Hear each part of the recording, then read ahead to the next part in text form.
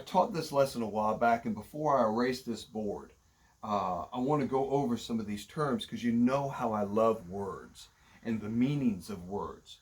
So, whenever sin is talked about in Scripture, it's referred to as a debt that we cannot pay. And Scripture says that Christ became sin for us.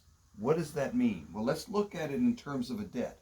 So let's say you've taken out loans for your home, a first or second mortgage, and your cars and such, and you get yourself in a position where you can't pay off your debt. You can't make the payments, and you're going down the proverbial tube, and your credit is going down, and the bank's coming after you, and you're getting all the notices, and it's bad. And someone steps in and imputes that debt to themselves. In other words, they become your substitute. They take that debt and say, I'll take this over. It's mine now. And then when it becomes theirs, they atone it. They pay it off in full. You could never pay it. You couldn't make the payments, but they pay it off in full. And then they propitiate. They take all the penalty for that sin, for that debt upon themselves. And then they reconcile it, which means when somebody goes to look at your credit record or goes to look at the bank records, there's no sign, no indication, no evidence, no hint that anything bad ever happened. It's been wiped clean. The slate has been washed. If we look at it in the sense of sin, Christ became sin for us. He imputed his righteousness to us and our sin to him. Then he atoned it. He paid a price we couldn't pay. Understand that in all of eternity, as we continue to perish and die this death of sin, we can never pay it. For all of eternity, we're going to be in the consequences and punishment of our sin in hell. That's where we would have been if it weren't for grace. And it could never be paid. But he paid it in full. That's the holiness of God versus the depravity of man. And then he propitiated. On the cross, he took the penalty for our sin. And then he reconciled. He reconciled us back to the Father as if not just that sin, but all of our sin had never happened. Pre-fall, we are just clean.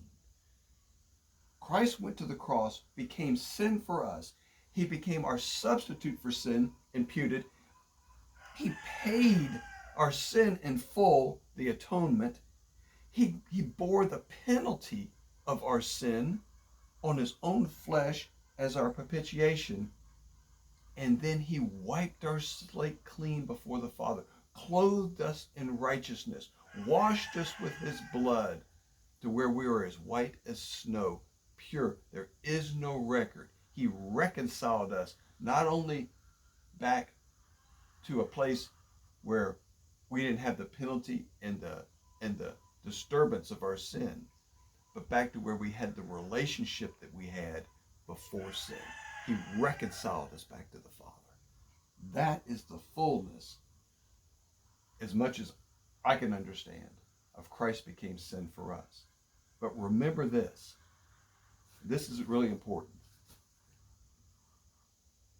That God is able to forgive sin and forget sin. We should certainly forgive others, and it's important for us to forgive ourselves as the Father has forgiven us. But we should never forget our sin, ever.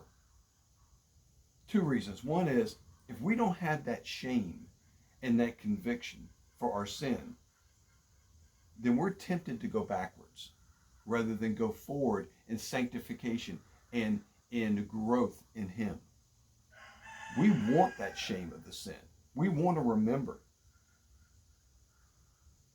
But also, if we don't remember who we were and who we are in the depravity of our own heart, from where would our thankfulness come? Where would gratitude spew forth?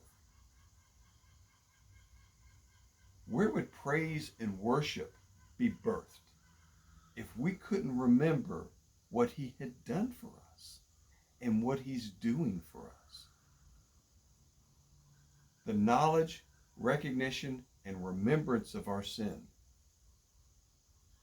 is incredibly important. We should never forget. Never. Because he's imputed unto us righteousness when he became sin for us. That's a good thing.